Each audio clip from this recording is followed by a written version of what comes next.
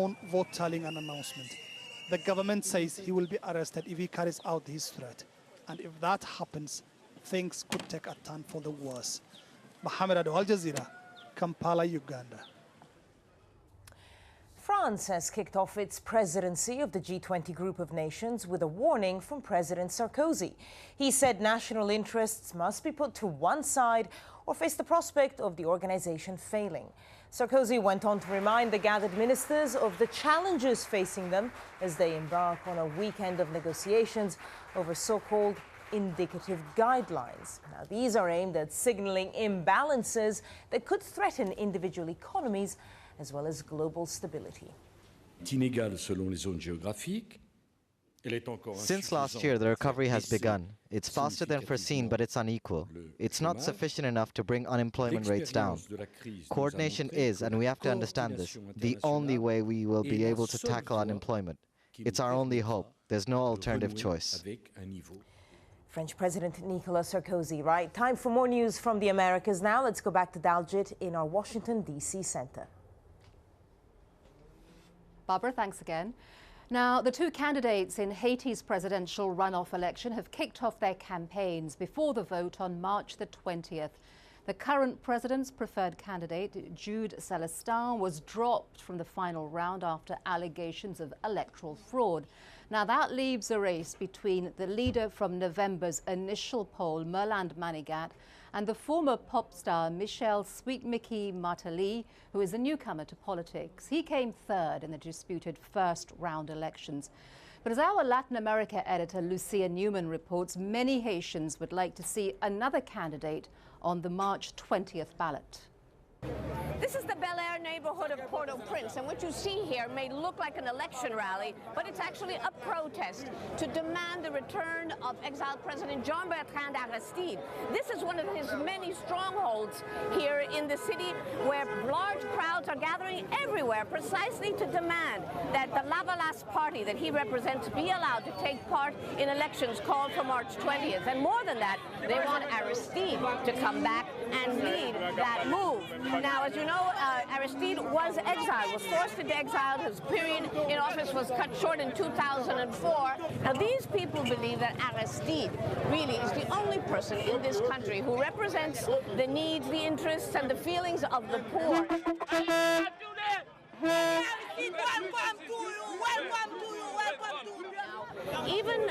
Even opponents of Aristide, particularly the two presidential candidates that will be vying for the presidency on March the 20th, concede that Aristide has the ability to mobilize more people, has more influence than any other politician in this country. And that is why a lot of people are afraid that he will return before the March 20th elections, and the people here are hoping that if he does, all bets will be off. Lucia Newman, AlJazeera, Port-au-Prince. At least 8 people are reported dead after a shootout between two rival drug gangs in the Mexican city of Acapulco. The gunfire erupted as one group attacked taxi drivers associated with another gang. 6 cars were incinerated and 2 of the victims are said to have been burned to death in their vehicles. The 2 gangs were reportedly battling for control of the local drug market.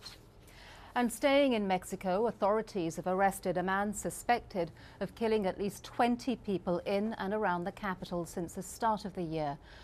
Juan Carlos Vasconcelos Montalvo, known as the Grey-Haired One, is also accused of smuggling drugs. He is said to have worked for the La Familia drug gang.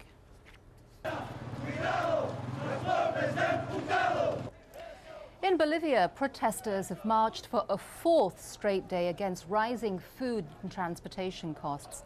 Public support for President Evo Morales has plummeted after he tried to lift subsidies on gas, sugar and flour back in December. Morales abandoned the effort in the face of popular protests.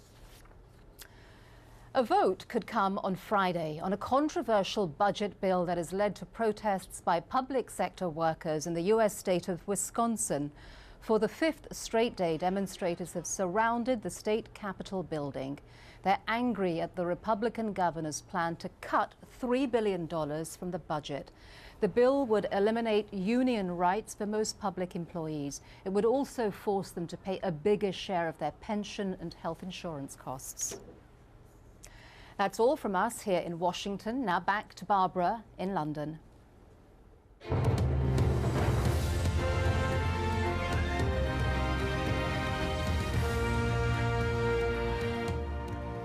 Japan's whaling fleet is heading home 1 month early after harassment from activists.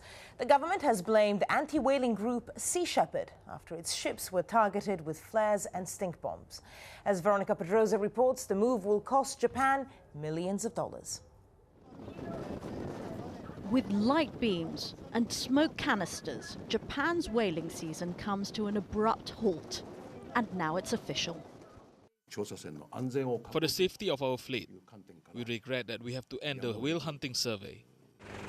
The whaling boats had already suspended the hunt, turned around and headed home after being hounded by a hard-line anti-whaling group. Boats from the Sea Shepherd Conservation Society had been chasing the leading ship, throwing flares and stink bombs. It's regretful that these disruptive activities took place. So from our point of view, we would like to make sure such things don't happen in the future. The Japanese boats are allowed to hunt for what they say are scientific purposes. But critics point out the whale meat not used for study is sold for people to eat in Japan. So they say the real reason is profit. The key here is an economic one. We have to sink the Japanese whaling fleet economically. We have to bankrupt them. And after 6 years, that's exactly what's happening. We come down here every year stronger. They come down here every year weaker. And we're going to drive them out of the sanctuary. Japan's decision to end the whaling season early's already been welcomed by another government. In the view of the Australian government, it's not time to celebrate until we get a decision from Japan that they are stopping whaling for good. And there's a potentially greater threat to the whalers. They're subsidised by the Japanese government, but they've only killed about a fifth of their quota. Having ended the season early, they reportedly stand to lose hundreds of millions of dollars. Veronica Pedrosa, AlJazeera. Right, we're going to take a quick break now. Still to come, though, we'll have all the sport and World Cup fever hits Bangladesh.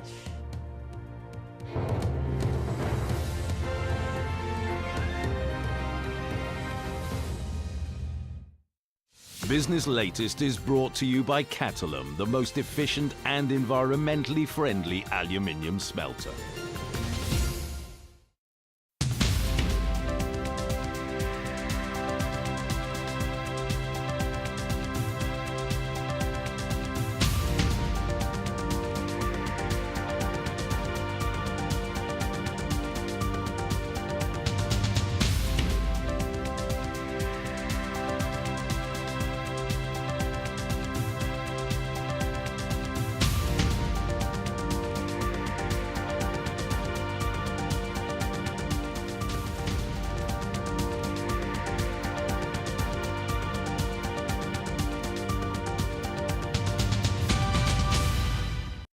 Business Latest is brought to you by Catalum.